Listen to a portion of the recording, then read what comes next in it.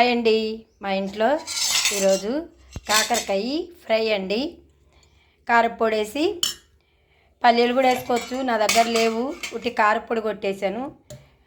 సొరకాయ కర్రీ అండి, టమాటా వేసి సొరకాయ కర్రీ, కాకరకాయ ఫ్రై, వేడి వేడి రైస్ అండి. పొద్దున్నే వంట చేసుకున్నాను. మీరు సొరకాయని ఇలా టమాటా వేసి వండుకుంటే తింటారో లేదో.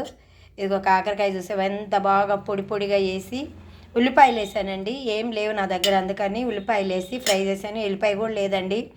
ఇదిగో ఈ దీంట్లో కూడా ఎల్లిపాయ లేదు, ఏం లేదు. నేను ఉల్లిపాయ వేసి చేశానండి. వీడియో చేయాలని మీకోసం వీడియో చేస్తున్నానండి. వేడివేడి రైస్ అండి. ఈ రైసు కమ్మగా కుక్కర్లో వండుతానండి. నేను బిరుసుగా ఉంటే తినలేను, అందుకని కుక్కర్లో మంచిగా వండుతానండి నేను.